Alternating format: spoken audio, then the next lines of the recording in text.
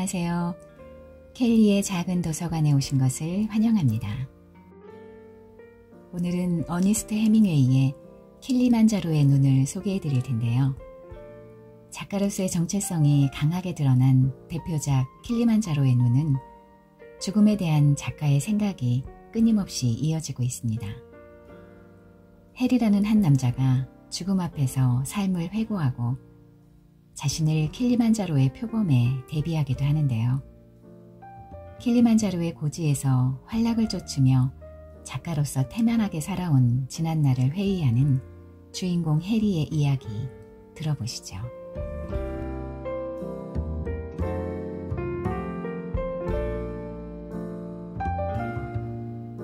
킬리만자로는 해발 6,000m의 눈 덮인 산으로 아프리카 대륙에서 가장 높은 산이라고 한다. 서쪽 정상은 마사이어로 응가이의 응가이, 즉 신의 집이라고 부른다.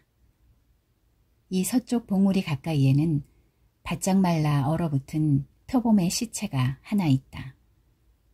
그 높은 곳에서 표범이 도대체 무엇을 찾고 있었는지 설명해주는 사람은 지금껏 아무도 없다. 고통이 사라지다니 참으로 신기한 노릇이야. 그래서 사람들은 그것이 다가올 때를 아는 모양이지. 사나이가 말했다. 정말이에요? 그럼 정말이고 말고. 그런데 이렇게 고약한 냄새를 피워서 정말 미안하군. 당신도 아마 견디기 어려울 거야. 제발 제발 그런 말 하지 마요. 저것들 좀 봐. 저것들이 저렇게 모여드는 건 내 꼴을 보았기 때문일까? 아니면 냄새를 맡았기 때문일까? 그가 말했다. 그가 누워있는 침상은 미모사 나무의 넓은 그늘 속에 놓여 있었다. 그늘 건너편 눈이 부시게 반짝거리는 들판을 바라보니 큼직한 새 3마리가 흉측하게 웅크리고 있는 한편 하늘에도 10서너 마리가 더 날면서 지나갈 때마다 재빠르게 움직이는 그림자를 땅에 드리웠다. 저놈들은 트럭이 고장난 날부터 줄곧 저기에 있었어. 땅에 내려앉은 건 오늘이 처음이야. 어느 때고 저놈들을 단편 소설에 써보고 싶은 날이 올 것 같아서 처음에는 날아다니는 모양을 무척 유심히 관찰했거든. 생각해보니 우습군. 그가 말했다. 그렇게 생각하지 마요. 그녀가 말했다. 그냥 짓거려 본 것뿐이야. 짓거리고 있으면 한결 편해지니까. 하지만 당신을 성가시게 하고 싶진 않아. 그가 대꾸했다. 성가실 리가 있나요? 그녀가 말했다. 아무 일도 할 수 없다는 게 무척 안타까울 뿐이에요. 비행기가 올 때까지 사태를 최대한 편하게 할 수 있을 거예요. 그녀가 말했다. 아니면 비행기가 오지 않을 때까지거나. 내가 할 일이나 좀 일러줘요. 분명 내가 할 수 있는 일이 있을 테니까요. 내 다리를 잘라줘. 그러면 고통이 사라질지도 모르니. 그것도 장담은 못하지만 아니면 총으로 나를 쏴 죽이든지. 이젠 당신도 사격에 능숙하니까 내가 당신에게 총 쏘는 법을 가르쳐주지 않았나? 제발 그런 식으로 말하지 마요. 책 읽어줄까요? 무슨 책을 읽으려고? 책가방 속에서 뭐든지 읽지 않은 걸로요. 책 읽는 걸 듣고 있을 수가 없어. 짓거리는 게 제일 편해. 입씨름이라도 하고 있으면 시간이 지나갈 테니까. 그가 말했다. 입씨름은 안 할래요. 입씨름 하고 싶은 생각은 추워도 없어요. 그러니 이제 그 얘기는 그만두어요. 아무리 화가 나더라도 말이에요. 오늘쯤 아마 사람들이 다른 트럭을 갖고 돌아올 거예요. 어쩌면 비행기도 도착할지 모르죠. 나는 꼼짝도 하기 싫어. 당신을 좀 더 편하게 해주기 위해서라면 몰라도 이젠 움직이는 것 자체가 쓸데없는 짓이야. 그가 대꾸했다. 비겁해요. 공연이 험담하지 않고 마음 편히 줄게. 나 좀 내버려 둘 순 없나? 나한테 욕을 해봐야 무슨 소용이겠어. 당신은 안 죽어요. 어리석은 소리 마. 난 지금 죽어가고 있어. 저 빌어먹을 놈들에게 물어봐. 그는 고약하게 생긴 큼직한 새들이 둥글게 구부린 털 속에 벌거숭이 대가리를 파묻고 앉아있는 쪽을 바라보았다. 네 번째 새가 미끄러지듯 땅으로 내려와 앉아 잽싸게 발을 돌려 달린 뒤 다른 새들이 있는 곳으로 뒤뚱거리며 천천히 걸어갔다. 저 새들은 어느 캠프 주위에서나 볼 수 있어요. 다만 당신 눈에 띄지 않았을 뿐이죠. 삶을 포기하지 않는 한 인간은 죽지 않는 법이에요. 그런 건 어디에서 읽었지? 정말 형편없는 바보로군. 다른 사람들에 대해 생각해봐요. 빌어먹을, 그건 내 직업이었다고. 그가 대꾸했다. 그러고 나서 그는 드러누워 얼마 동안 조용히 있더니 열기에 아지랑이가 이는 벌판 건너편 잡목 숲을 바라보았다. 노란 벌판을 배경으로 산양 몇 마리가 작고 하얗게 보였으며 더 멀리 저쪽에는 푸른 숲을 배경으로 얼룩말이 떼지어 있는 모습이 보였다. 이곳은 언덕을 등지고 큰 나무 그늘 밑에 자리 잡은 훌륭한 캠프장으로 물이 좁고 바로 곁에는 물이 말라버리다시피 한 샘물이 있어 아침이면 사막 뇌조들이 날아다니곤 했다. 책이라도 읽어줄까요? 여자가 물었다. 여자는 그의 침상 옆 캔버스 의자에 앉아 있었다. 산들바람이 불어요. 아니, 읽을 필요 없어. 아마 트럭이 올 거예요. 빌어먹을 트럭 같은 건 아무래도 좋아. 난 그렇지 않아요. 당신은 참 많은 일에 관심이 있군.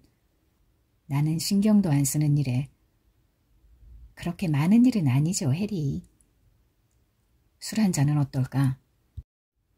당신에겐 해로울 거예요. 블랙의 책에도 알코올 성분은 모두 피하라고 쓰여 있어요. 그러니 마셔선 안 돼요. 뭘로? 그가 큰 소리로 불렀다. 네, 분하와. 위스키 소다를 가져와. 네, 분하와. 그러면 안 돼요. 아까 말했던 삶을 포기한다는 게 바로 그런 거예요? 책에도 술이 나쁘다고 적혀 있어요. 당신에게 해롭다는 건 저도 잘 알고요. 여자가 말했다. 아니야, 술은 나한테 이로워. 그가 우겼다. 이제 모든 게 끝났어 하고 그는 생각했다. 이제 그에겐 그것을 끝맺을 기회가 영영 없을 것이다.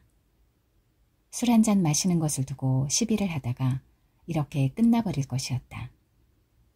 오른쪽 다리에 궤저가 발생한 뒤로 고통은 전혀 느껴지지 않았고 고통과 더불어 공포감까지도 사라져 지금 느끼는 것이라곤 오직 격심한 피로감과 이렇게 끝나는 것에 대한 분노뿐이었다. 지금 다가오고 있는 이 죽음이라는 것에 대해 그는 호기심을 느껴본 적이 거의 없었다. 지난 몇 해 동안 죽음은 강박관념처럼 그의 마음속에서 떠나지 않았지만 이제는 그것 자체가 아무런 의미가 없었다. 심한 피로감이 죽음을 이렇게 쉬운 것으로 만들다니 참으로 이상한 일이었다. 그는 확실히 파악한 뒤 훌륭하게 쓰고 싶은 생각에 안 쓰고 아껴두었던 작품들을 이제는 영원히 쓰지 못할 것이다. 그렇다면 써보려다가 실패하는 일도 없겠지.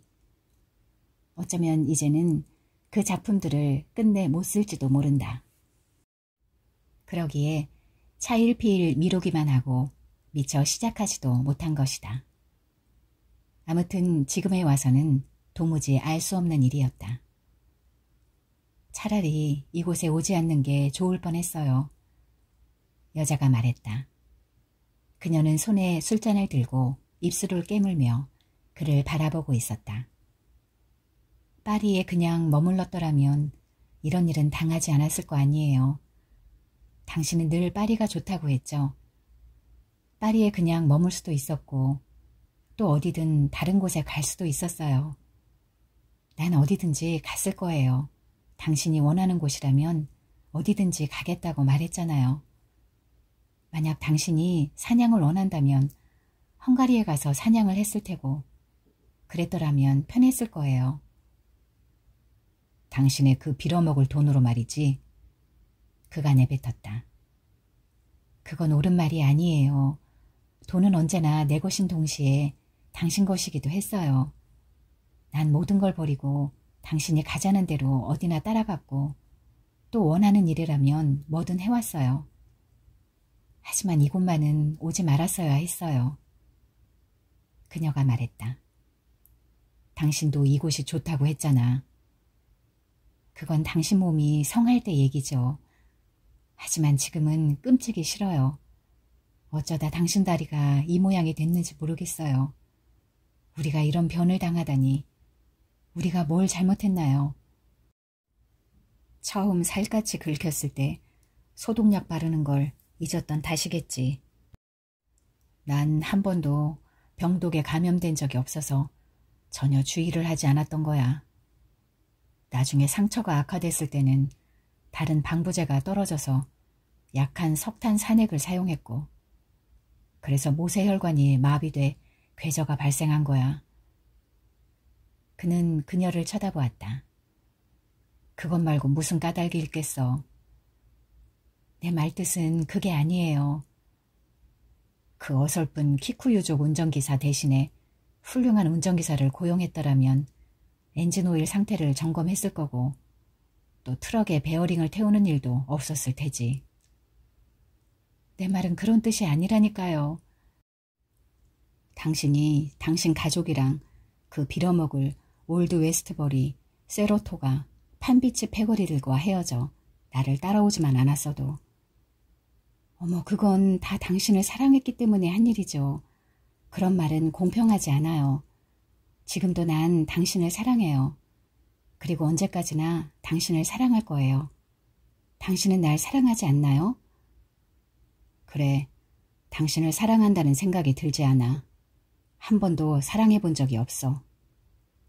사내가 대답했다. 해리, 지금 무슨 말을 하고 있는 거예요? 당신 머리가 돌았나 봐요. 아니야, 돌고 싶어도 돌 머리가 없어. 그걸 마시면 안 돼요. 여보, 제발 좀 마시지 마요. 우리가 할 수 있는 일은 다 해봐야 해요. 그녀가 말했다. 당신이나 해. 난 지금 피곤해. 그가 내뱉었다. 지금 그는 마음속에서 카라가치역을 바라보고 있었다. 손에 짐을 들고 서 있었는데 지금 어둠을 뚫고 들어오는 것은 심플론 오리엔트호 열차에서 비치는 헤드라이트였다. 퇴각한 뒤 그는 트라키아를 막 떠나던 참이었다. 이것은 그가 뒷날 작품으로 쓰려고 간직해두었던 소재 중의 하나였다. 그날 아침 식사 때 창밖을 바라보다가 불가리아의 산에 눈이 쌓인 것을 바라보던 일 말이다. 또 난센의 비서가 노인에게 저것이 눈이냐고 묻자 노인은 창밖을 바라보면서 아니야, 저건 눈이 아니야. 눈이 내리기엔 아직 일러 하고 대답하던 일 말이다. 그러자 비서는 다른 아가씨들에게 이것 좀 봐, 눈이 아니래 하고 되풀이한다. 그러면 아가씨들은 일제히 저건 눈이 아니에요. 우리가 잘못 봤어요. 하고 말한다. 하지만 그것은 틀림없이 눈이었고 주민 교환 계획을 전개할 때 그는 그들을 눈 속으로 보냈다. 그들은 눈 속을 헤매고 다녔고 결국 그해 겨울 사망했다. 그해 크리스마스 주일 동안에도 가데르탈 고지대에는 계속 눈이 퍼부었다. 그해 그들은 크고 네모난 사기난로가 방 절반을 차지하는 벌목꾼 집에 살면서 밤나무 잎사귀를 잔뜩 넣은 매트리스를 깔고 잤는데 그때 발이 피투성이가 된 탈영병 한 사람이 눈 속에서 나타났다. 탈영병은 헌병이 자기 뒤를 쫓고 있다고 말했다. 그들은 그에게 털양말을 주어 달아나게 해놓고 그 발자국이 눈으로 뒤덮일 때까지 헌병을 붙들고 이야기를 늘어놓았다. 슈른츠에서는 크리스마스 날 눈이 너무 환하게 반짝였기 때문에 술집에서 밖을 내다보면 눈이 시릴 정도였고 사람들이 교회에서 집으로 돌아오는 모습이 보였다. 그들은 가파른 소나무 언덕으로 둘러싸인 강기슭을 따라 썰매로 다져 미끈해지고 말 오줌으로 노랗게 물든 눈길을 어깨에 무거운 스키를 짊어지고 올라갔다. 그리고 그때 마들레너 하우스 산장 위쪽 빙하 아래로 멋지게 이어진 슬로프를 단숨에 내려 달리면 눈은 케이크에 입힌 설탕처럼 부드럽고 흰 가루처럼 가벼웠다. 또 스피드를 내어 소리 없이 전속력으로 달려 내려오다 보면 마치 새처럼 아래로 미끄러지던 기억이 났다. 그때 눈보라가 닥쳐 사람들은 모두 일주일 동안 마들레네 하우스 산장에서 오도 가도 못하고 갇혀 자욱한 담배 연기 속에 초롱불을 밝히고 트럼프 놀이만 했다. 그런데 렌트 씨는 게임에서 지면 질수록 더 많은 돈을 걸더니 결국 돈을 몽땅 잃고 말았다. 갖고 있던 모든 것을 말이다. 스키 교습료로 받은 돈이며 시즌에서 얻은 이익금이며 미천까지도 모두 말이다. 코가 길쭉한 그 사내가 카드를 집어들고는 상부하르라고 말하며 열어보던 모습이 눈에 선하다. 그때는 자나깨나 늘 노름을 했다. 눈이 오지 않아도 노름을 했고 눈이 너무 내려도 노름을 했다. 그는 자신이 여태까지 노름으로 낭비한 모든 시간을 생각했다. 그러나 그는 그것에 대해서는 글 한 줄 써본 일이 없었다. 또 바커가 비행기를 몰고 산맥이 뚜렷이 보이는 평원을 가로질러 전선을 넘어가서는 휴가를 받아 돌아오는 오스트리아 장교들이 탄 열차를 포격한 것, 뿔뿔이 흩어져 도망치는 병사들을 기관총으로 쏘아대던 그 춥고 맑게 갠 크리스마스 날에 대해서도 아직 써본 일이 없다. 그 뒤에 바커가 식당에 들어와서 그 이야기를 늘어놓기 시작하던 때의 얼굴이 생각났다. 그때 모두들 조용히 듣고만 있었는데 마침 어느 누군가가 이렇게 말했다. 에이, 이 무지막지한 살인마 같으니. 그러나 그 뒤 그와 같이 스키를 타던 사람들은 당시 그들이 죽인 같은 오스트리아인이었다. 아니, 똑같은 사람은 아니었다. 겨우내 같이 스키를 탔던 한스는 카이저 경보 부대 소속이었다. 제재소 위쪽 협곡으로 같이 토끼 사냥을 갔을 때 두 사람은 파수비오 전투와 페르티카라와 아살론의 공격에 대해 얘기를 나누었다. 그렇지만 그것에 대해서도 그는 아직 글 한 줄 쓰지 못했다. 몬테코로나며 세테코문이며 아르시에로에 대해서 역시 한 줄도 못 썼다. 몇 해 겨울을 포어 아를베르크와 아를베르크에서 살았던가. 네 겨울을 그곳에서 보냈다. 그들이 걸어서 선물을 사러 블루텐즈에 갔을 때 여우를 팔러 온 사나이를 만났던 일이 머리에 떠올랐다. 또 버찌씨 맛이 나던 키르슈의 맛이 기억났다. 그리고 딱딱하게 얼어붙은 땅 위에 쌓인 가루 눈을 휘날리면서 미끄러지며 히호 롤리는 부르짖었네 하고 노래 부르면서 가파른 골짜기로 마지막 코스를 달려가다가 다시 길을 가로잡고 과수원을 3번 돌아 빠져나와 도랑을 넘어서 숙소 뒤 빙판길로 나오던 일도 생각났다. 동여맨 끈을 툭툭 쳐서 늦추고 스키를 집어던지듯 벗어서 숙소 판자벽에 기대어 놓으면 창문에서는 램프 불빛이 흘러나오고 안에서는 담배 연기와 새 포도주 냄새가 풍기는 따뜻한 분위기 속에서 사람들이 아코디언을 연주했다. 파리에선 어디서 머물렀지? 지금은 아프리카에서 자기 옆 캔버스 의자에 앉아있는 여자에게 그가 물었다. 크리용이에요. 당신도 알잖아요. 내가 어떻게 한단 말이야. 우린 언제나 그곳에 머물렀으니까요. 아냐, 언제나 머무른 건 아니었어. 그곳하고 생제르맹 거리에 있는 앙리 사세관 2군데였죠. 당신은 그곳이 좋다고 말했는걸요? 사랑은 똥더미야.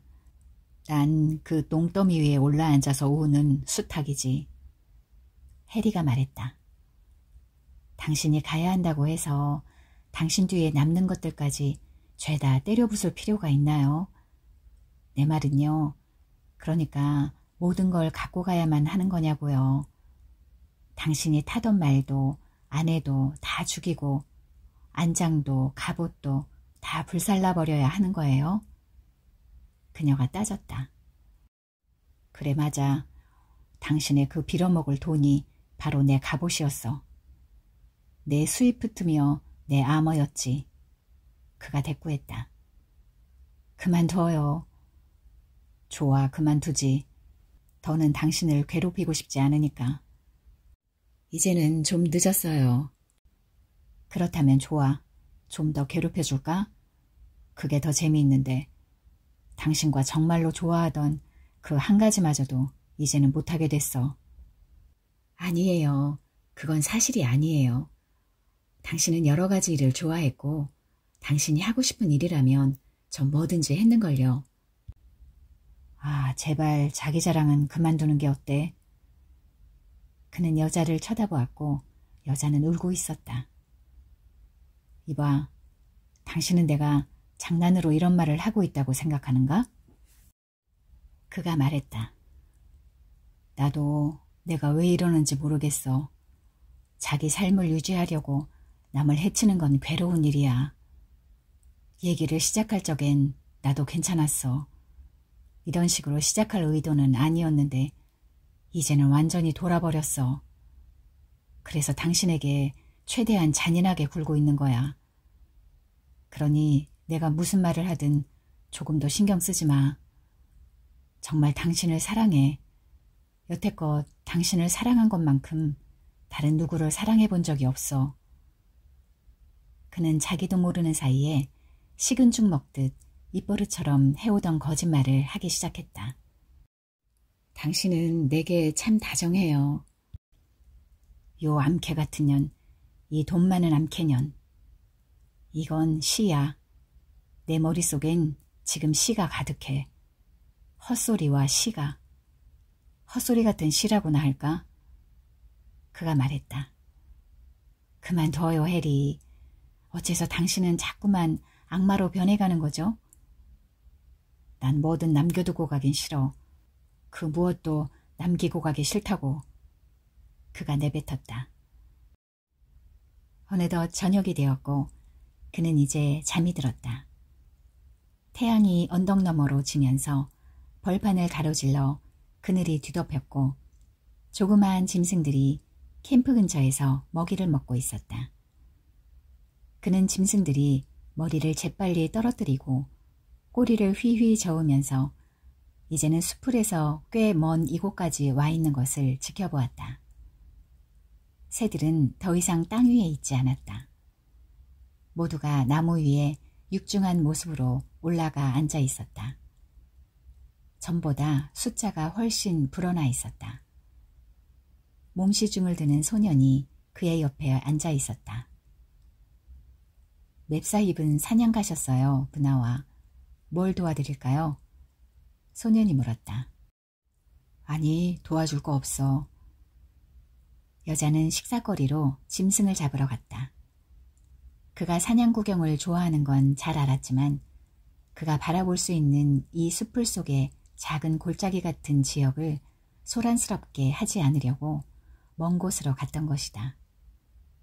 언제나 생각이 깊은 여자지 하고 그는 생각했다.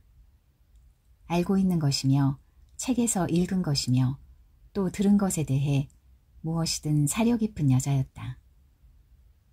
그가 그녀에게 접근했을 때 작가로서의 생명이 이미 끝나 있었던 것은 그녀의 책임이 아니었다. 남자가 마음에도 없는 소리를 늘어놓고 있다는 것을 여자가 어떻게 알았겠는가. 그저 입버릇처럼 말하고 편안하려고 짓거린다는 것을 여자가 어떻게 알 수 있었겠는가. 그가 마음에도 없는 소리를 짓거린 뒤부터 그의 거짓말은 오히려 진실을 얘기할 때보다 여자들에게 더 효력을 발휘했다. 거짓말을 한 것이 아니라 그에겐 얘기할 만한 진실이 별로 없었다. 그는 마음껏 삶을 즐겼고 이제는 그것도 끝나버렸다. 그러고 나서 그는 다른 종류의 사람들과 더 많은 돈, 같은 장소라도 최상의 사람들, 그리고 새로운 사람들과 어울려 다시금 삶을 계속했던 것이다. 정말 신통하게도 그는 생각하기를 단념했다. 내면이 단단하다 보면 대부분의 사람처럼 정신적으로 파산에 빠지는 일은 없었다. 이제 더 할 수도 없게 되었으니 지금까지 해오던 일에 대해서는 조금도 흥미가 없는 듯한 태도를 취했다. 그러면서도 내심으로는 언젠가 이 사람들, 엄청난 부자들에 대한 얘기를 써보리라고 중얼거렸다. 너는 실제로 그들에 속한 사람이 아니고 다만 그들 사회의 스파이에 지나지 않는다고. 그러기에 그 사회를 떠나 그것에 대해 작품을 써보리라고 말이다. 언제든 한 번은 자신의 소재를 잘 알고 있는 누군가가 그것에 대해 쓰게 되리라고 그는 생각했다.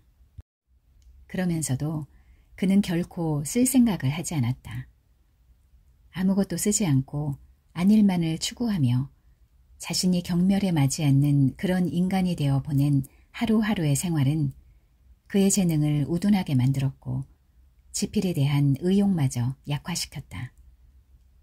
그래서 결국 그는 아무것도 쓰지 못하게 되고 말았던 것이다.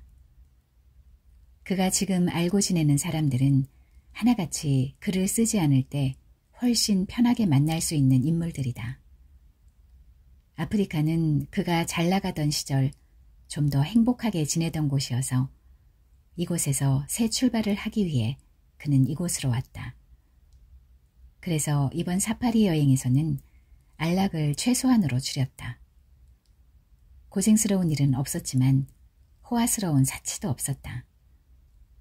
이렇게 함으로써 그는 다시 단련된 생활로 돌아갈 수 있으리라고 생각했다.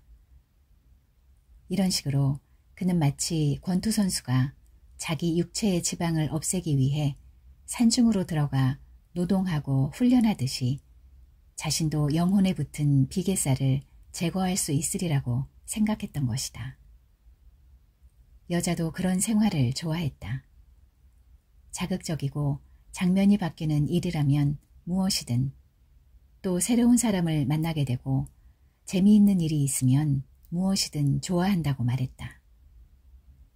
그래서 그는 창작 의지가 되살아나는 것 같은 착각에 빠져 있었다. 그러나 지금 이런 식으로 삶을 맞춰야 한다 해도 제 등뼈가 부러졌다고 하여 제 몸뚱이를 물어뜯는 뱀처럼 자기 자신에게 맞서서는 안 될 일이었다. 이 여자에게는 잘못이 없었다.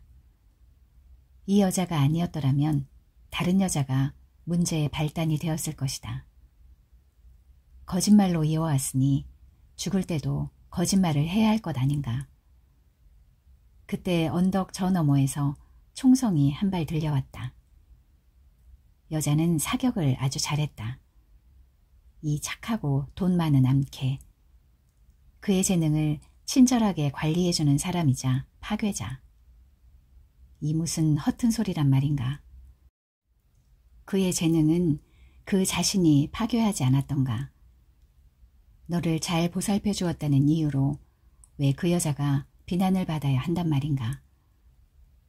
그가 자신의 재능을 망치고 만 것은 그 재능을 활용하지 않았기 때문이고 자신을 배신하고 자신이 믿는 바를 배신했기 때문이며 지각의 칼날이 무디어질 정도로 술을 과하게 마셨기 때문이고 나태와 안일과 속물근성 때문이고 교만과 편견과 그 밖에 여러 방법 때문이 아닌가. 도대체 이건 뭐란 말인가? 고서의 목록인가? 도대체 그의 재능이란 어떤 것인가? 그것은 하나의 재능임에 틀림없었지만 그는 그것을 활용하는 대신 악용했던 것이다. 그의 재능이란 그가 한 번도 실제로 성취한 것이 아니라 언제든지 하면 할 수 있다는 잠재적 가능성이었다. 그리고 그가 생활하기 위해 선택한 것은 펜이나 연필이 아니고 다른 그 무엇이었다. 그가 새로 사랑하게 되는 여자가 지난번 여자보다 의례 돈이 많은 사람이었다는 것은 이상한 일 아닌가. 그러나 그녀는 누구보다도 가장 돈이 많았고 모든 돈을 갖고 있었으며 과거에는 남편들과 자식들이 있었고 애인들도 있었지만 그들에게 만족하지 못했으며 지금 그를 한 작가로서, 한 남성으로서, 한 친구로서 또는 자랑스러운 하나의 소유물로 극진히 사랑하고 있었다. 그 여자를 전혀 사랑하지도 않고 오직 거짓말만 일삼고 있는 바로 지금 그가 진실로 사랑하던 때보다도 그 여자의 돈의 대가로 그녀에게 더 많은 것을 줄 수 있다니 참으로 불가사의한 일이었다. 우리는 모두 우리가 하는 일에 맞게 태어나야 하는 거야 하고 그는 생각했다. 어떤 방식으로 생계를 이어가든 거기에는 각자의 재능이 있는 거지. 그는 지금까지 살면서 이런저런 형태로 자신의 생명력을 팔아왔다. 애정에 너무 깊이 빠지지 않아야 금전을 제대로 평가하는 법이다. 그는 그 사실을 알아차렸지만 지금 역시 그것에 대해 작품을 쓸 수는 없었다. 쓸만한 가치가 아무리 충분하다고 해도 쓰고 싶지 않았다. 바로 그때 그녀의 모습이 시야에 들어왔다. 빈터를 가로질러 캠프 쪽으로 걸어오고 있었다. 그녀는 승마용 바지를 입고 엽총을 들고 있었다. 소년 둘이 수량 한 마리를 어깨에 걸매고 여자 뒤를 따라왔다. 아직 얼굴이 예쁘고 몸매도 아름답군 하고 그는 생각했다. 잠자리에서도 훌륭한 기술과 감수성을 발휘하지. 미인은 아니지만 그는 그녀의 얼굴이 마음에 들었다. 상당한 독서가인데다 승마와 사냥을 좋아했고 누가 봐도 지나치게 술을 마셨다. 여자의 남편은 그녀가 비교적 젊었을 때 세상을 떠났으며 그녀는 한동안 이제 막 자라는 두 아이들에게만 몰두했다. 하지만 애들은 어머니를 필요로 하지 않았고 그녀가 옆에 있는 것을 귀찮아했다. 그래서 그녀는 승마와 독서와 술에 빠져 지냈다. 저녁 식사 전 오후에는 독서를 즐겼고 책을 읽으며 위스키 소다를 마셨다. 식사 때까지는 상당히 취하게 되었고 식사 때 포도주 한 병을 더 마시고 나면 보통 만취해서 잠들곤 했다. 그것은 애인들이 생기기 전의 일이었다. 애인들이 생긴 뒤로는 과음까지 하지는 않았는데 굳이 술에 취해서 잠들 필요가 없었기 때문이다. 그러나 애인들은 이 여자를 실증나게 했다.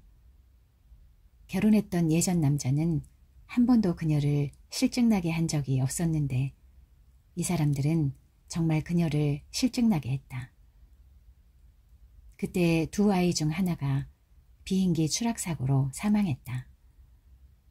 그 일이 있은 뒤로는 애인을 갖고 싶지 않은 데다 술도 마취제가 되지 않았기 때문에 그녀는 다른 삶을 살아야 했다. 갑자기 자신이 고독하다는 것을 느끼고 그녀는 소스라치게 놀랐다. 그녀에게는 이제 존경을 바칠 남자가 필요했다. 일은 지극히 단순하게 시작되었다. 그녀는 그의 작품을 좋아했고 그가 영위하는 삶을 늘 부러워했다. 그야말로 자기가 원하는 일을 하고 있다고 생각했다. 그녀가 그를 손에 넣은 절차와 마침내 그와 사랑에 빠지게 된 경위는 그녀로서는 자신을 위해 새로운 삶을 이룩하고 또 그로서는 자신의 옛날 삶 중에서 잔재를 팔아버린 통상적인 과정의 일부에 지나지 않았다. 그가 그것을 판 것은 생활의 안정과 안락을 얻기 위해서였다. 그것은 부인할 수 없는 일이었다. 그 밖에 달리 무엇이 있을 수가 있단 말인가. 자신도 알 수 없는 일이었다. 그녀는 그가 원하는 것이라면 뭐든지 사주었을 것이다. 그도 그것을 잘 알고 있었다. 게다가 그녀는 대단히 멋진 여자였다. 그는 다른 어느 누구보다 그 여자와 잠자리를 함께하고 싶었다. 다른 여자보다 그녀 쪽을 택하고 싶었던 것은 그녀가 누구보다 돈이 많은 데다 아주 유쾌하며 감수성이 풍부하고 추태를 벌이는 일도 없었기 때문이었다. 그런데 이 여자가 다시 만들어 놓은 삶이 지금 종말을 향해 치닫고 있었다. 2주 전 영양대가 머리를 치켜들고 콧구멍을 벌렁거리면서 귀를 쭉 뻗고는 무슨 소리만 나면 숲속으로 도망쳐 들어갈 태세로 서 있는 모습을 찍으려고 앞으로 나아가다가 그만 무릎이 가시에 긁혔을 때 소독약을 바르지 않았기 때문이었다. 미처 사진을 찍기도 전에 영양들은 갑작스럽게 달아나 버리고 말았다. 그때 여자가 가까이 다가왔다. 그는 간이 침대 위에서 머리를 돌려 여자 쪽을 바라보았다. 여보, 그가 불렀다. 수량 한 마리를 잡았어요. 당신에게 좋은 수프거리가 될 거예요. 아이들에게 클림과 함께 감자를 으깨도록 시킬게요. 한데 기분은 어때요? 훨씬 좋아졌어. 그러니까 얼마나 좋아요. 나도 좋아질 거라고 생각했어요. 내가 사냥 나갈 때 당신은 자고 있더군요. 한참 잘 잤어. 멀리 갔었나? 아니요. 저 언덕 뒤쪽으로 돌아만 갔다 왔어요. 양을 한 방에 멋지게 맞췄어요. 사격 솜씨가 정말 대단해. 내가 사냥을 좋아하잖아요. 그래서 아프리카가 좋아요. 정말이에요.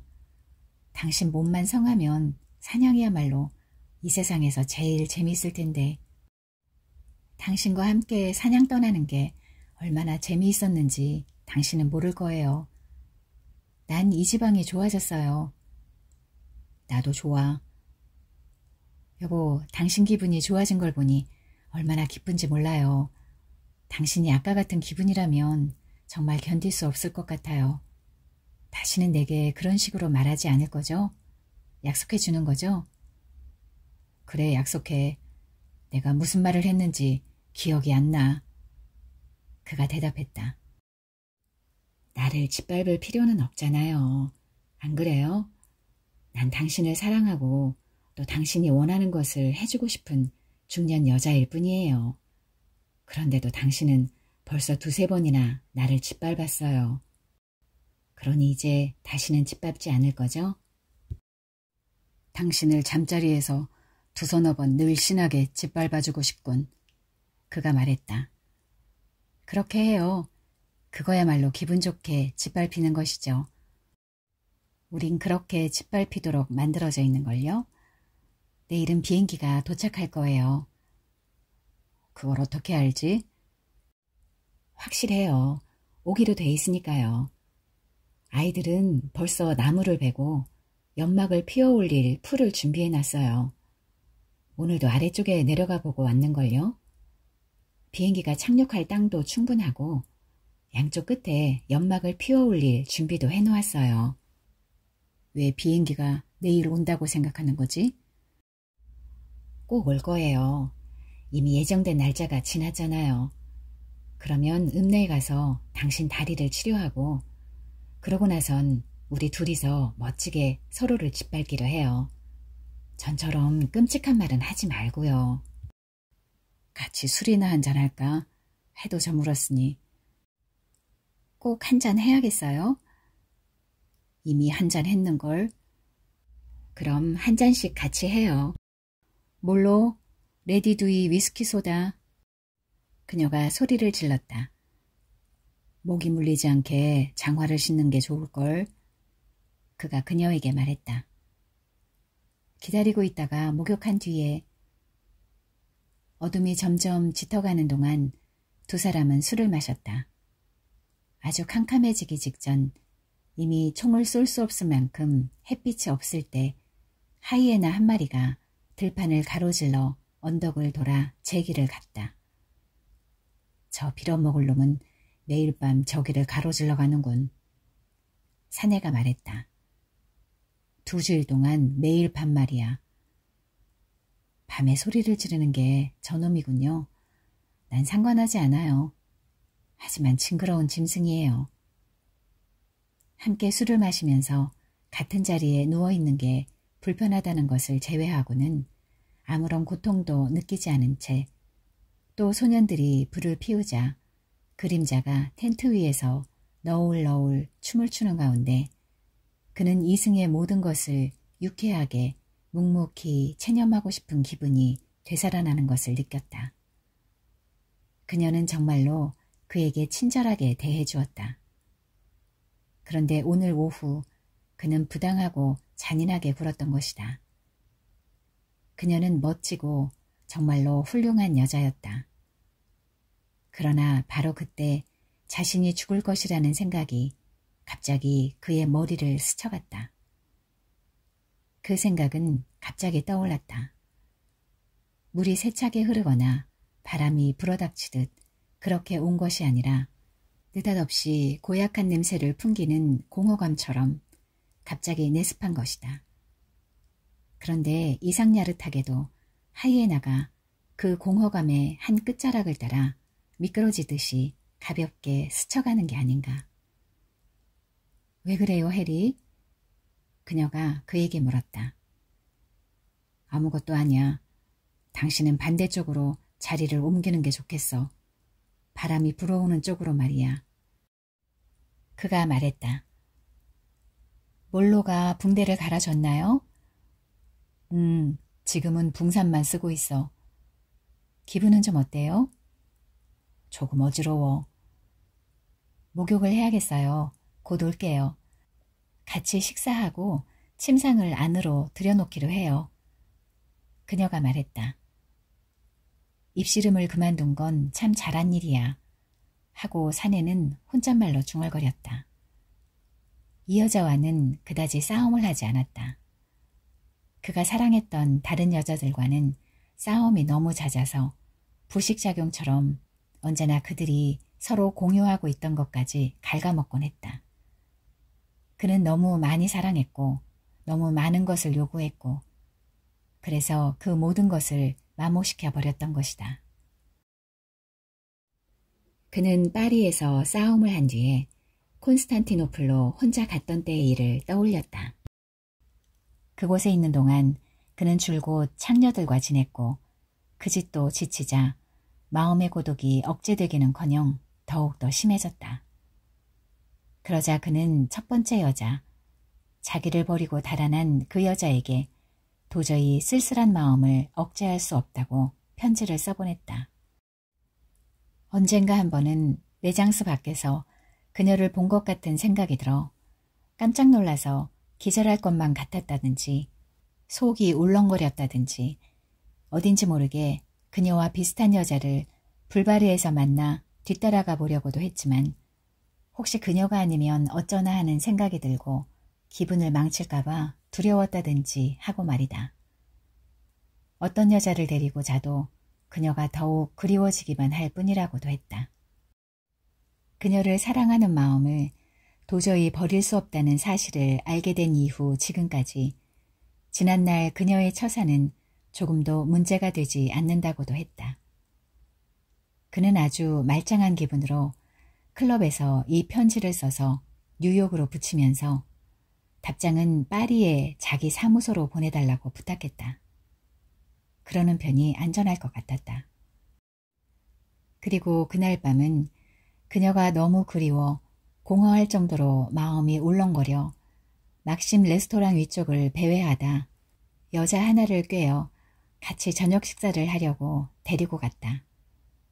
식사를 마친 뒤에 춤을 추러 갔지만 여자의 춤이 서툴러 기분이 나지 않아 정열적인 아르메니아 창녀로 상대를 바꾸었는데 그녀가 어찌나 배를 비벼대는지 불이 날 지경이었다.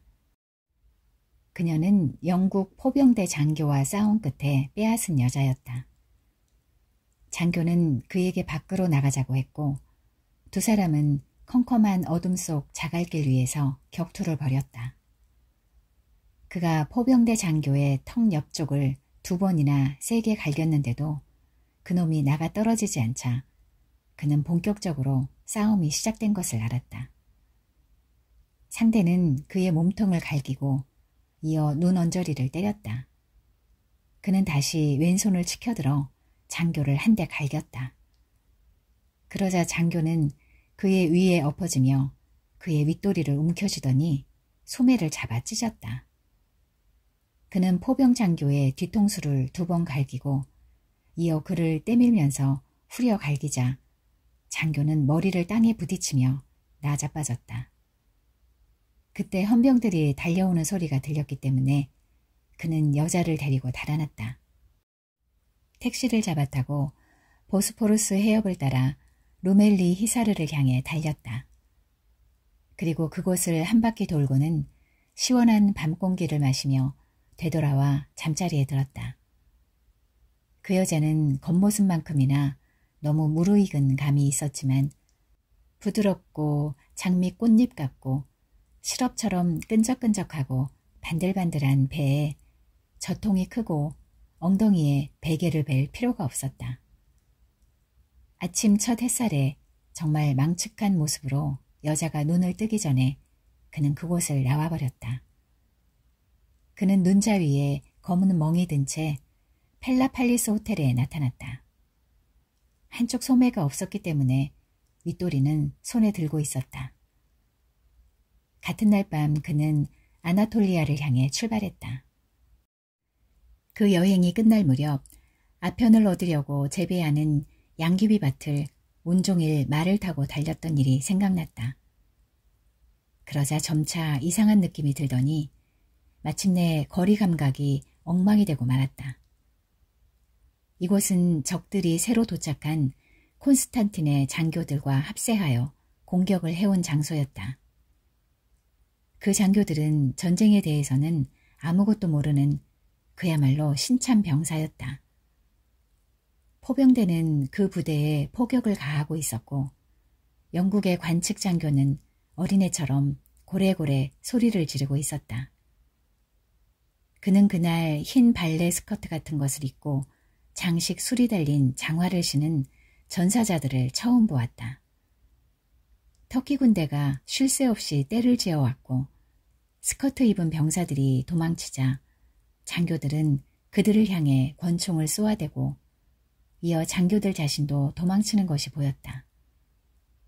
그도 관측 장교와 함께 도망을 쳤는데 마침내 숨이 차고 입안은 마치 동전을 씹은 것 같은 냄새로 가득 차는 듯했다. 그들이 바위 뒤에 숨어도 터키 병사들은 여전히 때를 지어 쳐들어왔다. 그 뒤 그는 상상할 수도 없을 만큼 끔찍한 광경을 보았고 좀 더 뒤에는 이보다 훨씬 끔찍한 광경을 보고 말았다. 그래서 파리에 돌아왔을 때 그런 이야기는 누구에게도 말하지 않았고 누가 말하는 것을 듣는 것조차 참지 못했다. 그가 지나가는 길에 보니 카페에는 커피잔을 앞에 놓고 감자 모양의 얼굴에 멍청한 표정을 짓고 있는 미국 시인 한 사람이 있었다. 그는 이름이 트리스탄 차라고 하는 어떤 루마니아 사람과 다다이즘 운동에 관해 얘기하고 있었다. 언제나 외알 안경을 쓰고 있는 그 루마니아인은 늘 두통에 시달렸다. 그는 아내가 있는 아파트로 돌아갔다.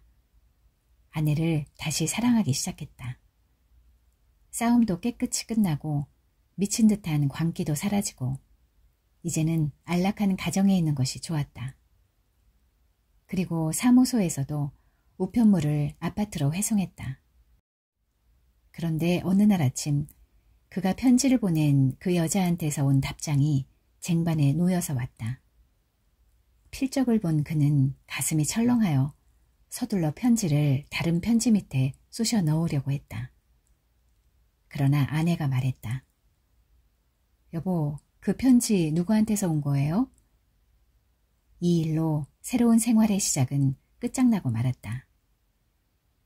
그는 모든 여자와 함께 지낸 즐거운 시절과 싸움을 했던 일도 회상했다. 그들은 언제나 싸움하기에 알맞은 장소를 택하곤 했다. 그런데 기분이 제일 좋은 때 언제나 싸움이 벌어진 것은 도대체 무슨 까닭일까? 그 싸움에 관해서도 그는 아직 작품을 쓴 적이 없다. 첫째는 그 대상이 누구든지 남을 중상하기 싫어서였고, 다음으로는 그것 말고도 얼마든지 쓸거리가 있을 것 같았기 때문이다. 그러나 언젠가는 꼭 쓸 때가 오리라고 생각했다. 작품으로 쓸 것은 참으로 많았다. 그는 이 세상이 변하는 모습을 보아왔다. 그것은 단순한 사건이 아니었다. 사건도 많이 보고 사람들도 관찰해왔지만 그것보다는 세상의 미묘한 변화를 읽었던 것이다. 그는 시대의 변화에 따라 사람이 어떻게 달라지는지 기억할 수 있었다. 바로 그 현장에 있었고 그것을 관찰해 왔기 때문에 그것에 대해 쓰는 것은 그의 의무였다. 하지만 이제 그것에 대해 영원히 쓰지 못할 것이다. 기분은 좀 어때요? 그녀가 물었다. 목욕을 마치고 텐트에서 나오는 참이었다. 좋아. 그럼 식사할까요? 그녀 뒤에는 몰로가 접는 식탁을 들고 있었고 다른 소년이 수프가 담긴 접시를 들고 서 있었다. 글을 쓰고 싶군. 그가 말했다. 수프라도 좀 들고 기운을 차려야 해요. 난 오늘 밤 죽을 거야. 그러니 기운 차릴 필요는 없어. 그가 대꾸했다. 해리, 제발 과장 좀 하지 마요. 당신 코는 도대체 어디에 쓸 작정이야. 내 널쩍다리는 이제 반쯤 썩어 문드러졌다고. 빌어먹을 수프 따위를 뭐 때문에 먹어야 하지? 몰로 위스키 소다를 가져와. 제발 수프를 들어요. 그녀가 상냥하게 말했다. 그래 먹지. 수프는 뜨거웠다. 먹기 좋을 만큼 식을 때까지 컵을 손에 들고 있어야 했다. 그러고 나서 그는 군소리 없이 수프를 삼켜 넘겼다. 당신은 훌륭한 여자야. 나한테 신경 쓰지 마. 그가 말했다. 그녀는 스퍼나 타운 앤 컨트리 같은 잡지에서 볼 수 있었던 친근하고 호감을 주는 표정으로 그를 쳐다보았다. 과음과 지나친 잠자리 때문에 얼굴이 조금 상하기는 했지만 타운 앤 컨트리 같은 잡지에서도 그런 탐스러운 젖가슴이며 쓸모있는 넓적다리며 등 허리 부분을 부드럽게 애모하는 가벼운 손은 볼 수 없었다. 그녀를 바라보면서 그녀의 친근하고 아름다운 미소를 보는 순간 그는 다시 죽음이 다가오는 것을 느꼈다. 이번에는 갑자기 닥친 것이 아니었다. 촛불을 사르르 흔들어 불꽃을 가늘고 길게 피어나게 하는 바람처럼 불어왔다. 나중에 아이들더러 모기장을 가져오라고 해서 나뭇가지에 매달도록 하고 불을 피워줘. 오늘 밤은 텐트에 들어가지 않겠어. 움직여봤자 별 수 없으니까. 오늘 밤은 날씨가 맑아. 그러니 비가 내릴 리도 없고. 이처럼 사람들은 귀에 잘 들리지 않는 속삭임 속에서 죽어가는 것이다. 그렇다. 이제는 더 이상 싸우지도 않을 것이다. 그것만은 약속할 수 있다. 이제까지 겪어보지 못한 이 한 가지를 그는 엉망으로 만들고 싶지 않았다. 하지만 어쩌면 이것마저 엉망으로 만들어버릴지도 모른다. 넌 모든 것을 엉망으로 만들어버렸잖아. 하지만 어쩌면 그는 그렇게 엉망으로 만들어버리지 않을지도 모른다. 당신 받아쓰기는 못하겠지? 한 번도 해본 적 없어요. 그녀가 대답했다. 그럼 좋아. 물론 망원경에 초점을 맞춰 넓은 시야를 압축하듯이 올바로 다룰 수만 있다면 모든 것을 한 단락 속에 압축할 수 있을 것도 같았지만 이제는 그럴 만한 시간이 없었다. 호수 위 언덕에 갈라진 틈을 흰 모르타르로 바른 통나무 오두막집이 한 채 있었다. 문 옆에 서 있는 장대에는 식사 시간을 알리는 종이 매달려 있었다. 집 뒤에는 들판이 있고 그 들판 뒤에는 숲이 있었다. 롬바르디아종 미루나무가 집에서부터 호숫가 선창에 이르기까지 한 줄로 쭉 늘어서 있었다. 다른 미루나무들은 고질 따라 늘어서 있었다. 한 줄기 길이 숲 가장자리를 따라 언덕 위로 뻗어 있고 그는 이 길을 따라 걸으며 블랙베리를 따곤 했다.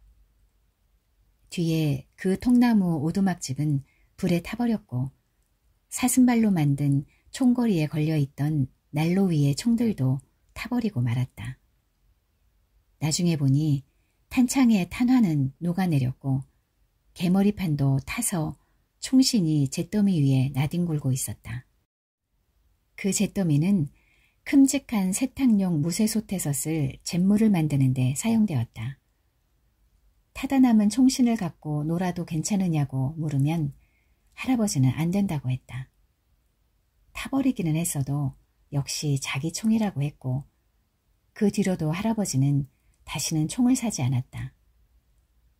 이번에는 같은 장소에 판자로 다시 집을 짓고 하얗게 칠을 했다. 현관에서는 미루나무와 건너편 호수가 보였다. 그러나 이제 더 이상 총들은 없었다. 통나무 오두막집 벽 사슴발 총거리에 걸려있던 총신은 지금은 잿더미 위에 구르고 있었지만 누구 하나 손대는 사람이 없었다. 전쟁 뒤 우리는 슈바르츠발트에서 송어 낚시터를 빌린 적이 있는데 그곳에 가는 길은 두 가지였다. 그중 한 길은 트리베르크에서 골짜기로 내려가 하얀 도로 옆에 자라는 나무 그늘 골짜기길을 돌아 언덕으로 뻗은 샛길로 올라가서 슈바르츠발트풍에 큰 집들이 있는 조그마한 농장을 몇 개 지나면 마침내 그 길이 개울을 가로질렀다. 그곳이 바로 우리가 낚시질을 시작하던 곳이다. 또 다른 길은 숲 변두리까지 험한 언덕길을 올라가 소나무 숲을 뚫고 언덕 꼭대기를 넘어서 초원 언저리로 나와 다시 이 초원을 가로질러 다리 쪽으로 내려가는 길이다. 그리 크지 않고 좁아서 물이 맑고 물살이 빠른 개울을 따라 자작나무가 자랐다. 자작나무 뿌리 밑 물결에 파인 곳은 연못을 이루었다. 트리베르크의 호텔 주인에게는 경기가 좋은 계절이었다. 매우 쾌적한 곳이라 모두들 친구처럼 잘 지냈다. 그 이듬해 인플레이션이 닥쳤고 지난해 번 돈으로는 호텔을 여는데 필요한 물자를 사들일 수가 없게 되자 주인은 목을 매 자살했다. 이 일은 받아쓰게 할 수 있지만 꽁트르 스카르프 광장에 대한 일은 받아쓰게 할 수 없을 것이다. 그곳에서는 꽃장수들이 길에서 꽃에 물감을 들였고 버스가 출발하는 부근의 포장도로 위에는 그 물감물이 흘렀으며 노인들과 여자들은 포도주와 싸구려 마르크를 마시고 언제나 얼큰하게 취해 있었다. 또 아이들은 추워서 콧물을 질질 흘렸다. 카페 데 아마테르에서는 더러운 땀 냄새와 가난과 주정뱅이의 냄새가 풍겨나왔고 발미제트 위층에는 창녀들이 살고 있었다. 문지기 여자는 프랑스 공화국 국회 경비의장대의 병사를 자기 집에서 접대하고 있었고 말총깃을 꽂은 그의 헬멧이 의자 위에 놓여 있었다. 복도 맞은편 방에 새들어 사는 여자는 남편이 경륜 선수인데 그날 아침 우유가게에서 로또지를 펴들고 남편이 처음 출전한 파리와 투르 간의 경주에서 3등을 한 기사를 읽으면서 기쁜 표정을 짓고 있었다. 여자는 얼굴을 붉히고 낄낄 웃어대며 노란색 스포츠 신문을 들고 뭐라고 떠들면서 2층으로 올라갔다. 발뮤제트 주인 여자의 남편은 택시 운전기사로 해리가 일찍이 첫 비행기로 떠나야 했던 날 아침 운전기사가 문을 흔들어 그를 깨워준 적이 있었다. 그들은 출발하기 전 술집의 함석바에서 백포도주를 한 잔씩 마셨다. 그때 그는 부근에 살고 있는 이웃 사람들을 잘 알고 있었는데 그것은 그들이 모두 가난했기 때문이었다. 그 광장 주위에는 두 부류의 인간, 즉 주정뱅이와 스포츠 애호가가 살고 있었다. 주정뱅이는 술에 취해 자신들의 가난을 잊었고 스포츠 애호가는 운동에 정신이 팔려 자신들의 가난을 잊었다. 파리 코민당원의 자손이었지만 그들이 정치적 문제를 이해하는 데는 전혀 어려움이 없었다. 그들은 자기들의 부모, 형제, 그리고 친척과 친구를 누가 사살했는지 잘 알고 있었다. 그때는 베르사유 군대가 쳐들어와 코민 정부의 뒤를 이어 파리를 점령한 뒤에 손이 거친 사람, 모자를 쓴 사람, 그 밖에 노동자라는 표시가 있는 사람이라면 닥치는 대로 잡아 처형해버렸다. 그래서 그런 궁핍 속에서 그리고 말고기 푸줏간과 포도주 협동조합 앞길 건너편 숙소에서 그는 자기가 쓰려던 모든 작품의 첫 부분을 썼다. 파리에서 그곳만큼 마음에 드는 곳도 없었다. 가지가 쭉 뻗은 나무들이며 아래쪽은 갈색으로 칠하고 하얀 회반죽을 한 낡은 집들이며 둥근 광장에 서 있는 초록빛의 긴 승합차들이며 포장도로 위에 흐르는 자줏빛 꽃물감이며 카르디날 르무안 거리의 언덕에서 센강으로 가파르게 내려가는 비탈길이며 무프타르 거리의 비좁고 혼잡한 곳을 통하는 또 다른 길 말이다. 팡테옹 쪽으로 올라가는 거리와 그가 늘 자전거로 다니던 또 다른 거리로 그 구역에서는 단 하나밖에 없는 아스팔트 길에서 자전거 타이어가 매끄럽게 굴러갔다. 또 그곳에는 높고 좁은 집들이 늘어서 있고 폴 베를렌이 숨을 거둔 곳이라는 싸구려 고층 호텔도 있다. 그들이 살던 아파트에는 방이 둘뿐이었고 그는 맨 위층 방 하나를 월 60프랑에 세내어 그곳에서 글을 썼다. 그곳에서는 파리의 지붕과 굴뚝 위의 통풍관과 언덕이 모두 보였다. 아파트에서 보이는 것은 장작과 석탄 가게뿐이었다. 그곳에서는 질이 나쁜 술을 팔았다. 말고기 푸줏간 바깥에는 황금빛 말머리가 걸려 있었고 열린 창문에는 누런빛을 띤 붉은 말고기가 걸려 있었다. 술맛도 좋고 값도 싼 포도주를 사던 녹색 칠을 한 협동조합도 보였다. 그 나머지는 이웃집에 벽토를 칠한 벽과 창뿐이었다. 밤에 누군가가 술에 취해 길거리에 나자빠져 전형적인 프랑스식으로 술주정을 하며 신음소리를 내고 끙끙거리면 이웃 사람들은 창문을 열고 뭐라고 짓거렸다.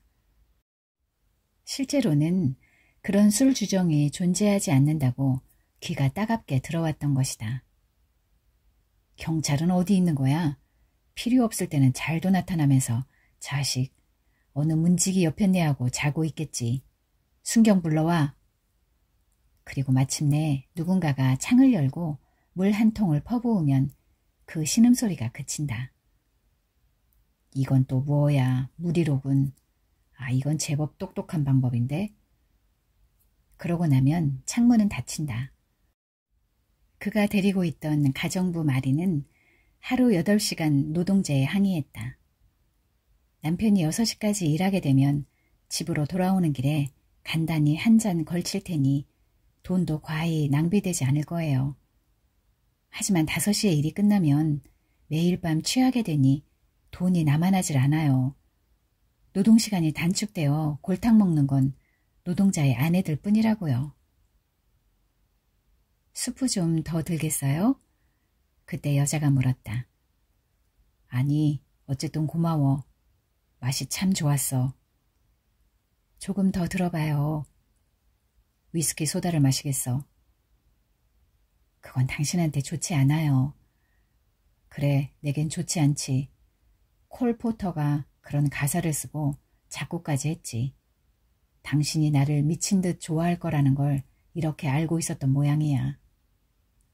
알겠지만 나도 당신에게 술을 주고 싶어요. 아, 물론 그럴 테지. 내 몸에 나쁘다는 게 문제지만. 이 여자가 가버리면 원하는 만큼 마음껏 마시리라 하고 그는 생각했다. 원하는 만큼까지는 몰라도 적어도 여기 있는 술은 다 마셔버려야지. 그런데 그는 피곤했다. 무척이나 피곤했다. 그래서 잠을 좀 자려고 했다. 그는 가만히 누웠다. 죽음은 그곳에 없었다. 틀림없이 다른 거리로 돌아서 가버린 모양이었다. 죽음은 쌍쌍으로 짝을 지어 나란히 자전거를 타고 포도 위를 정말로 소리 없이 달리고 있었다. 그렇다. 그는 아직 파리에 대해 한 번도 써본 적이 없었다. 그가 그렇게도 좋아하는 파리에 대해서 말이다. 하지만 아직 한 번도 써본 적이 없는 다른 것들은 어떻게 할 것인가.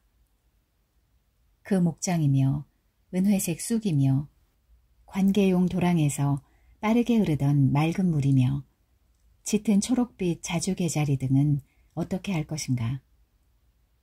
오솔길은 언덕 위쪽으로 넘어가고 여름철 소들은 사슴처럼 수줍어 했다. 가을이 되어 산에서 끌어내릴 때면 큰 소리로 울부짖고 끊임없이 시끄러운 소리를 내면서 먼지를 일으키며 천천히 움직이던 솥대. 그리고 저녁 햇살에 산 너머 봉우리가 뚜렷이 윤곽을 드러내던 일이며 달빛에 비친 오솔길을 말 타고 내려올 때 건너편 골짜기까지 밝게 비치던 일. 어둠 속에서 앞이 보이지 않아 말꼬리를 붙잡고 나무숲 사이를 내려오던 일. 그 밖에 그가 쓰려고 마음먹었던 모든 이야기가 떠올랐다. 그 무렵 아무도 건초를 가져가지 못하게 목장에 남아서 지키고 있던 얼뜨기 일꾼 소년. 그리고 사료를 조금 얻어가려고 들른 포크 집안의 심술궂은 늙은이도 말이다. 예전에 소년을 부릴 때 곧잘 두들겨 패던 늙은이였다. 소년이 안 된다고 거절하자 늙은이는 또 때리겠다고 위협했다. 소년은 부엌에서 엽총을 들고 나와 늙은이가 헛간에 들어가려고 할 때 쏘았다. 사람들이 목장으로 돌아왔을 때 늙은이는 이미 죽은 지 일주일이나 지난 뒤였고 시체는 가축우리 속에서 꽁꽁 얼어붙어 있었는데 일부는 개들한테 뜯어먹힌 상태였다. 그러나 시체의 남은 부분을 담요에 싸서 썰매 위에 싣고 밧줄로 동여맨 뒤 소년이 거들어서 그것을 끌고 내려갔다. 이래서 그는 소년과 함께 스키를 타고 고개를 넘어 도로 위로 나와 100km 가까이 떨어진 마을로 내려와서는 소년을 경찰에 넘겼다. 소년은 자기가 체포되리라고는 생각도 못하고 있었다. 자기는 의무를 다했을 뿐이며 그를 자신의 친한 친구라고 굳게 믿고 있었으니 체포는커녕 무슨 보상이라도 받을 줄 알았던 것이다. 그는 노인의 시체를 운반하는 일을 도와주었다. 그러니 노인이 얼마나 나쁜 사람이었는지 어떻게 자기 것도 아닌 사료를 훔치려고 했는지 다들 알고 있으리라 생각했다. 그러므로 경찰관이 쇠고랑을 채울 때 소녀는 그 사실을 믿을 수 없어 했다. 결국 소녀는 엉엉 울기 시작했다. 이것은 그가 작품으로 쓰려고 남겨둔 이야기 중 하나였다. 그 지방을 소재로 적어도 단편소설 20편쯤은 쓸 수 있다는 것을 그는 잘 알았다. 그러나 그는 이제껏 한 편도 쓴 일이 없었다.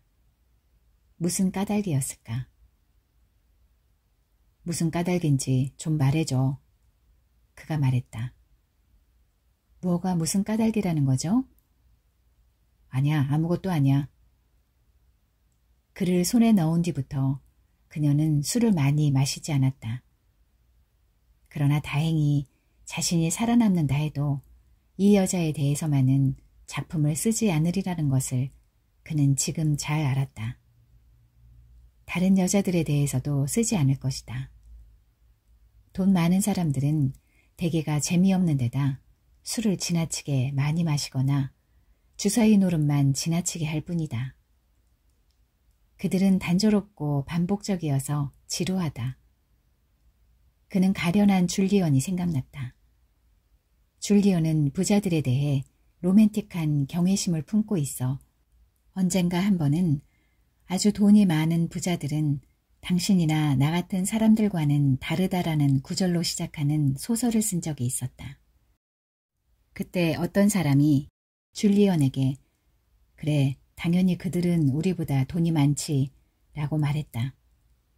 그러나 줄리언에게는 그 말이 유머로 들리지 않았다.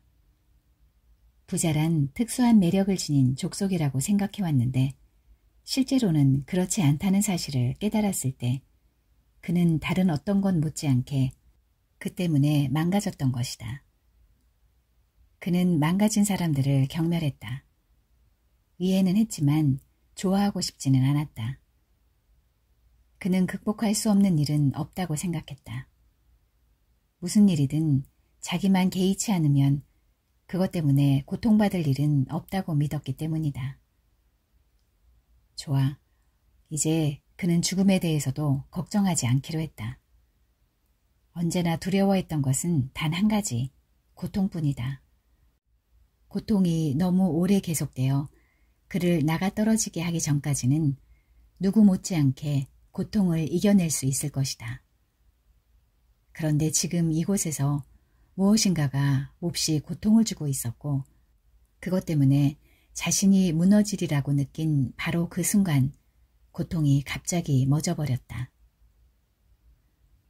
오래전 척탄병 장교인 윌리엄슨이 철조망을 뚫고 가다가 독일군 순찰병이 던진 수류탄에 맞았던 어느 밤이 기억났다. 그는 비명을 지르면서 누구든 제발 자기를 죽여달라고 애원했다.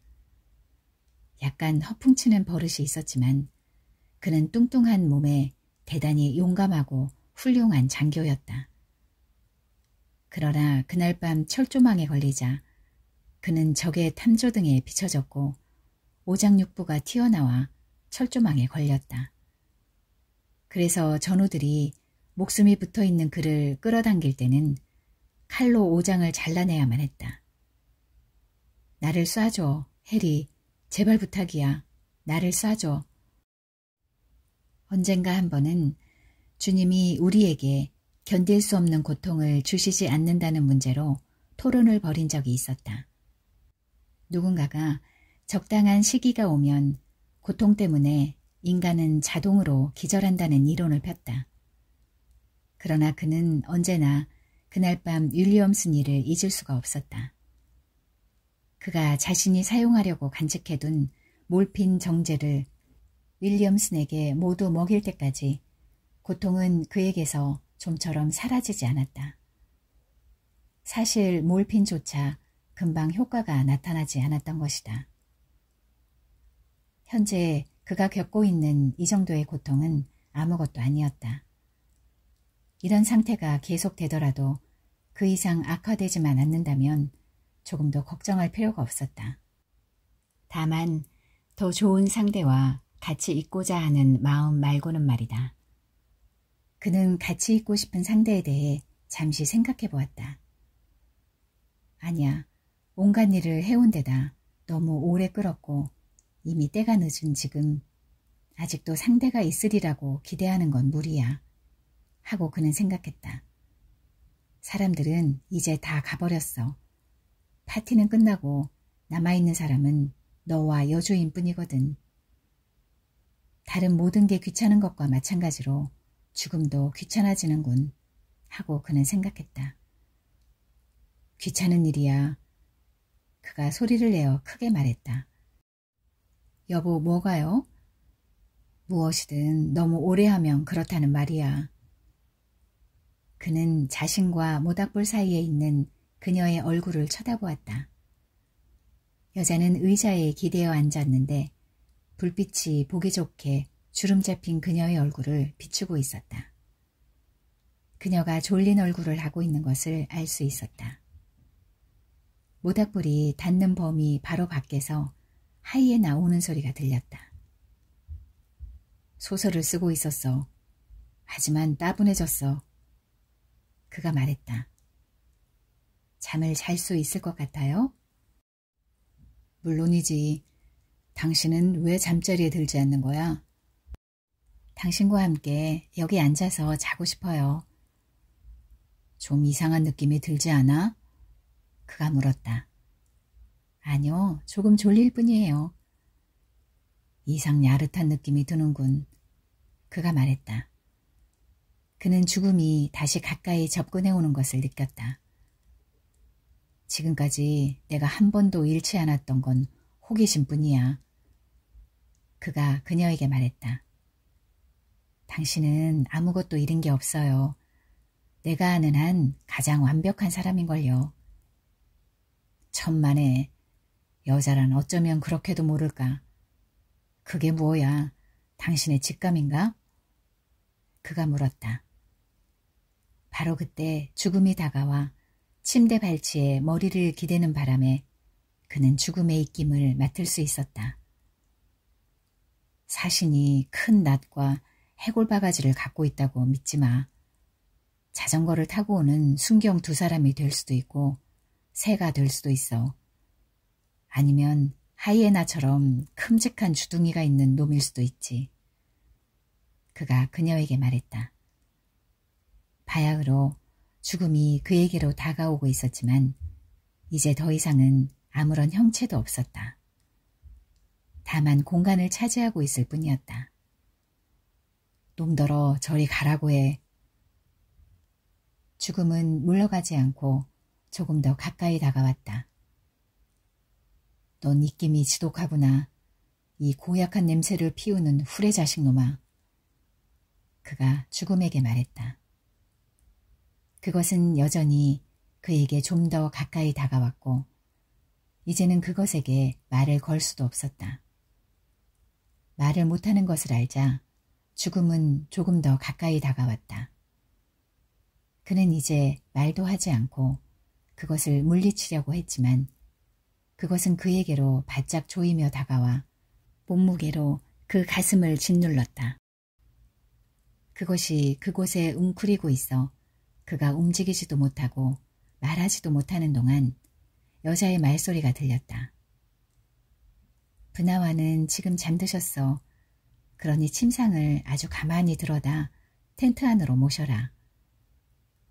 그는 그것을 쫓아달라고 그녀에게 말할 수도 없었고 아까보다도 더 무겁게 웅크리고 있어 이제는 제대로 숨도 쉴 수 없었다. 바로 그때 소년들이 침대를 쳐들고 있는 동안 갑자기 상태가 정상으로 돌아오면서 가슴에서 중압감이 사라졌다. 아침이었다. 날이 밝고도 벌써 얼마의 시간이 지났고 그는 비행기 소리를 들었다. 비행기는 처음에는 아주 조그맣게 보이더니 점점 널찍한 원을 그렸다. 소년들이 뛰어나가 등 위로 불을 지르고 그 위에 마른 풀을 쌓아 올리자 평평한 들판 양쪽에서 큼직한 연기가 두 줄기 솟아올랐다. 아침 산들바람에 연기는 캠프 쪽으로 불어왔다. 비행기는 이번에는 저공으로 2번 더 원을 그리고 내려오더니 수평을 유지하면서 사뿐히 내려앉았다. 그를 향해 걸어오고 있는 사람은 옛 친구인 콤프턴이었다. 그는 느슨한 양복 바지에 트위드 재킷을 입고 갈색 펠트 모자를 쓰고 있었다. 이복의 친구 어찌 된 일인가? 콤프턴이 물었다. 다리를 다쳤어. 그가 그에게 대답했다. 아침 먹을 텐가? 고맙네. 차나 좀 마시지. 자네도 알겠지만 이 비행기는 퍼스모스야. 맵사힙은 모시고 갈 수가 없네. 자리가 하나밖에 없거든. 자네 트럭이 지금 이곳으로 오고 있는 중이네.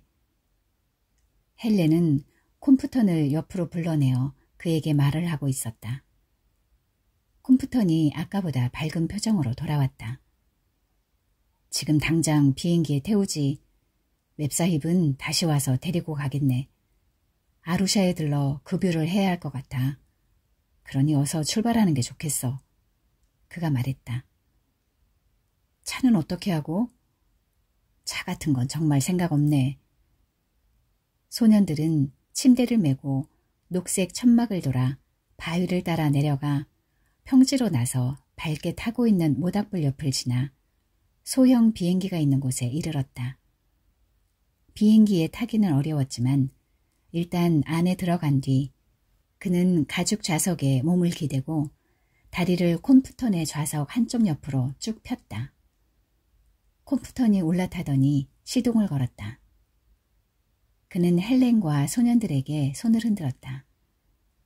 부릉부릉하는 소리가 귀에 익은 엔진 소리로 바뀌자 기체는 한 바퀴 빙 돌았고 콤프턴은 멧돼지 구멍들이 없나 하고 두리번거렸다.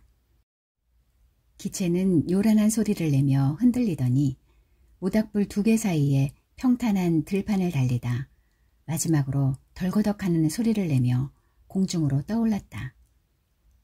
밑에 남아있는 사람들이 손을 흔드는 모습이 보였고 언덕 옆 캠프가 이제 납작하게 보였으며 저쪽 멀리 펼쳐져 있는 평원이며 나무가 울창한 숲이며 덤불도 평평해 보였다. 한편 사냥길이 메마른 물 웅덩이까지 반들반들하게 통해 있었고 지금까지 그가 한 번도 본 적 없는 개울 하나가 보였다. 이제 얼룩말은 등만 조그맣게 보였고 긴 손가락처럼 벌판을 질주하는 작은 영양들의 큼직한 머리도 마치 점이 공중으로 솟아오르는 것처럼 보일 뿐이었다. 비행기의 그림자가 그들에게 접근하자 사방으로 흩어져 조그맣게 보이는 것이 달리는 것 같지도 않았다. 지금 밖으로 보이는 평원도 이제는 잿빛이 도는 누런색으로만 보였으며 바로 눈앞에는 옛 친구 콤프턴의 트위드 재킷의 등과 갈색 펠트 모자가 보일 뿐이었다. 그러고 난 뒤 그들은 첫 번째 언덕 위를 지나갔는데 작은 영양들도 그의 뒤를 따라 달렸다. 갑자기 짙은 녹색 숲이 솟아있는 산 위를 넘고 대나무가 무성한 비탈진 산 위를 난 뒤 다시 산봉우리와 골짜기로 조각품처럼 굴곡진 울창한 산림을 지나가니 마침내 언덕이 비스듬히 낮아지면서 평원이 또 하나 나타났다. 이제 날씨는 덥고 평원은 보랏빛을 띤 갈색으로 보였으며 열기 때문에 비행기가 심하게 흔들렸다. 콤프턴은 해리가 잘 있는지 살피려고 뒤를 돌아보았다. 그때 거무스름한 다른 산맥이 눈앞에 나타났다.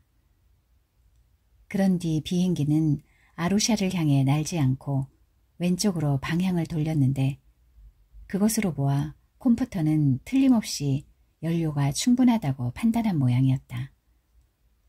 아래쪽을 내려다보니 마치 채로 친 듯한 핑크빛 엷은 구름이 땅에서 가까운 공중에 떠돌고 있었다. 그것은 어디서 왔는지 모르는 눈보라의 첫 눈과도 같았는데 남쪽에서 날아온 메뚜기 떼라는 것을 알 수 있었다. 비행기는 상승하기 시작했고 동쪽을 향해 날고 있는 것 같았다. 잠시 뒤 비행기의 주위가 어두워지더니 폭풍우 속으로 들어갔는데 비가 굉장히 많이 쏟아져 마치 폭포 속을 뚫고 지나가는 것만 같았다. 마침내 그곳을 빠져나오자 콤프터는 뒤를 돌아보면서 싱긋 웃고는 손가락으로 가리켰다.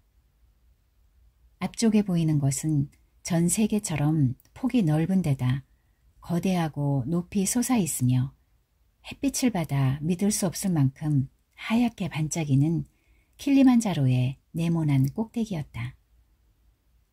그 순간 그는 자신이 지금 가는 곳이 바로 그곳이라는 것을 깨달았다. 바로 그때 하이에나가 밤이면 내던 그 컹컹거리는 울음소리를 그치고 인간이 우는 듯한 이상 야릇한 소리를 내기 시작했다. 그녀는 그 울음소리를 듣고 불안한 마음에 몸서리를 쳤다. 그녀는 잠에서 깨지 않았다. 꿈속에서 그녀는 롱아일랜드에 있는 자기 집에 가 있었다. 그녀의 딸이 사교계에 데뷔하기 전날 밤이었다. 어찌된 셈인지 그녀의 아버지도 그곳에 나타나 몹시 거들먹거렸다. 바로 그때 하이에나가 너무 큰 소리를 내어 우는 바람에 그녀는 번쩍 눈을 떴고 잠깐 동안 자신이 어디에 와 있는지 감을 잡지 못하고 몹시 두려워했다. 그래서 회중전등을 손에 들고 해리가 잠든 뒤에 들여놓은 또 다른 침대를 비춰보았다. 모기장 아래 그의 몸뚱이를 볼 수 있었지만 어찌된 셈인지 다리는 모기장 바깥으로 나와 침대 옆을 따라 아래쪽으로 축 늘어져 있었다. 붕대가 모두 풀려 있어 그녀는 차마 그것을 볼 수 없었다. 몰로, 몰로! 여자가 큰 소리로 불렀다. 그러고 나서 그녀는 해리, 해리 하고 불렀다. 이어서 그녀의 음성은 점차 높아졌다. 해리, 제발, 해리. 그러나 아무 대답도 없었고 숨을 쉬는 소리도 들리지 않았다. 텐트 밖에서는 하이에나가 그녀의 잠을 깨울 때와 똑같이 괴상한 소리를 내고 있었다.